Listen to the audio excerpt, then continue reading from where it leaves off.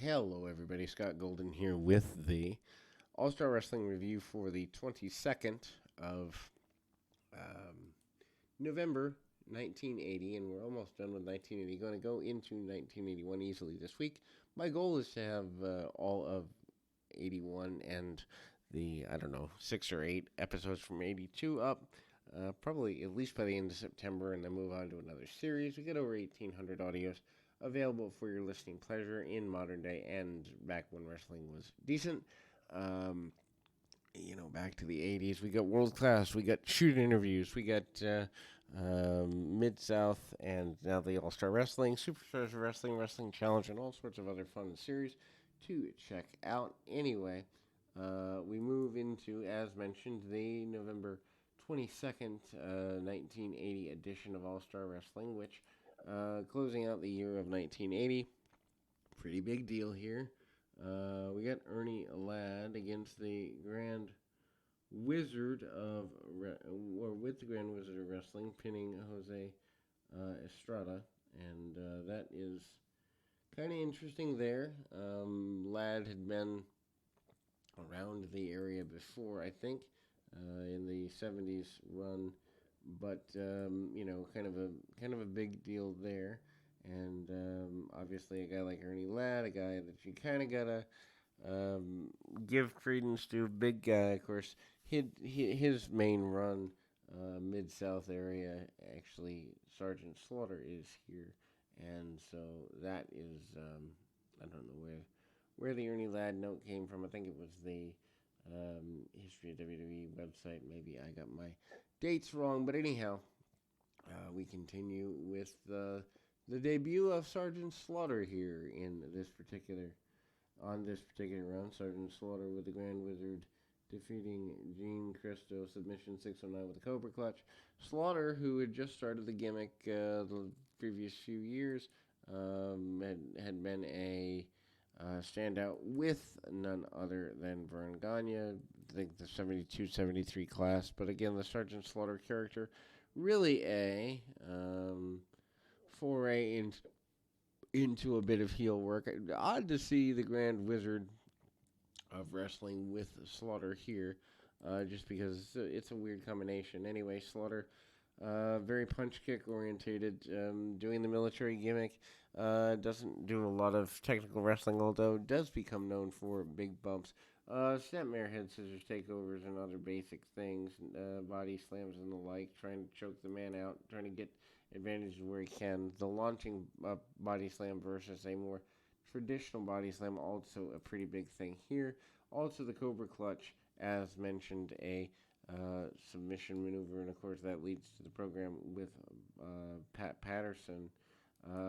Anyhow, and Slaughter will even get a few shots in after the nature of things. The move towards the demon after the Slaughter promo. Slaughter basically cuts a promo saying that no one respects him. They all remember him, but they don't respect him nearly enough. That's the whole idea there. Grand Wizard kind of furthering this deal here. Rick McGraw, I believe, alongside the Black Demon, although Black Demon wearing a purple mask. Maybe we're colorblind when we're filling out results. Who knows? Anyway, McGraw, as mentioned, had been a major force in the last little while. Um, and again, you kind of get the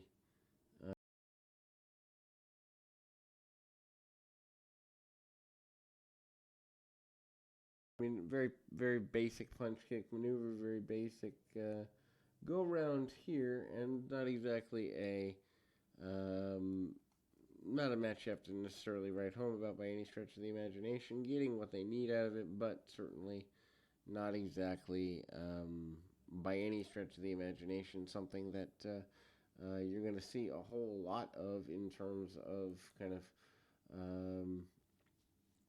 at most maybe there's the cross body.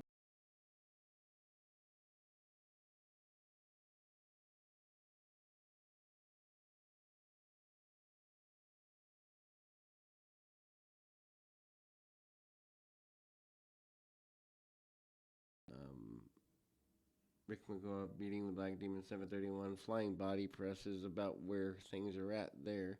And I realized I was looking at the wrong sheet of results as far as timing is concerned. Anyway, so I mean, a lot of go behinds, a lot of basic stuff, arm bars, headlocks, and the like. McGraw certainly a more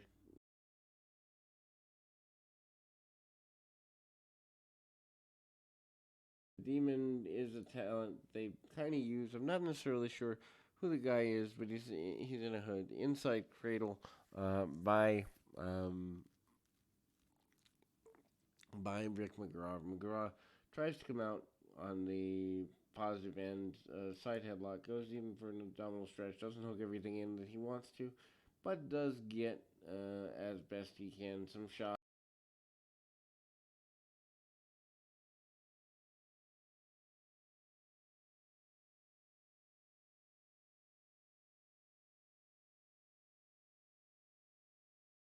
Um, Again, we see Stan Hansen again with a secondary promo, basically talking about everyone being afraid of him because he broke Sammartino's neck. In previous years or previous times earlier, and the talk of wanting to ban him.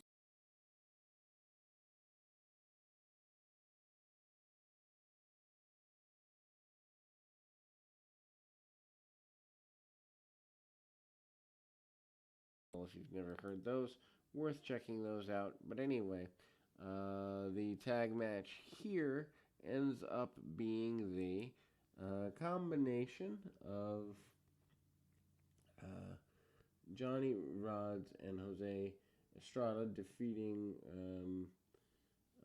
Steve King and Angelo Matera. 738 Rods pins King with elbow drop off the rope as Estrada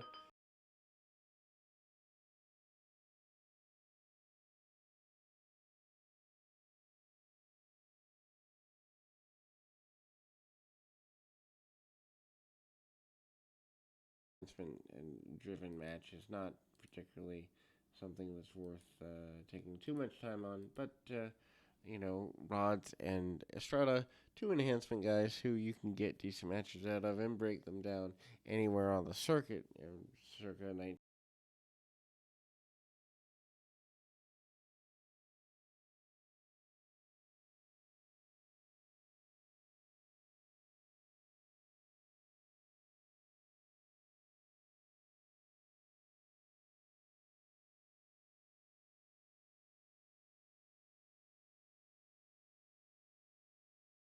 Ideas have to be in motion as the expansion begins in '83, and having guys that can put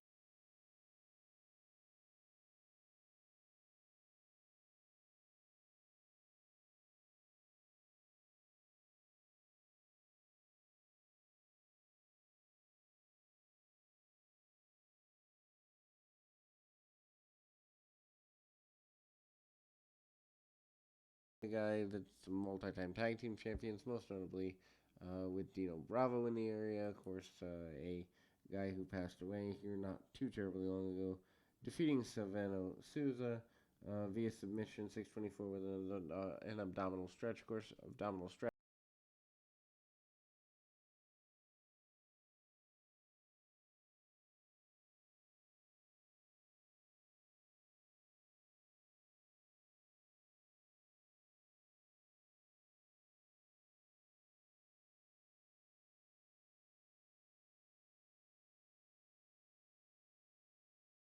There and kind of arm bars, basic stuff, nothing necessarily worth writing home about, but we do see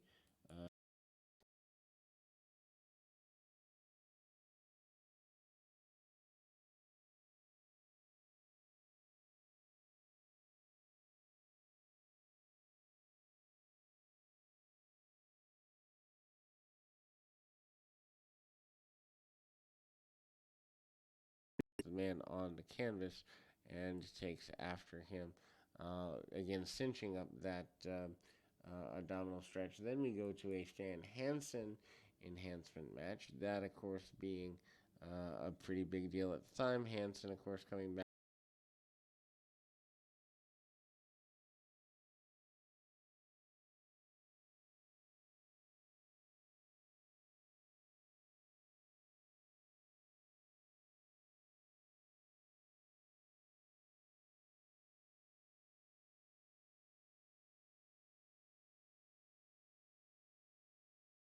runs here in the WWF at the time, and then WCW. Maybe even I believe made a couple.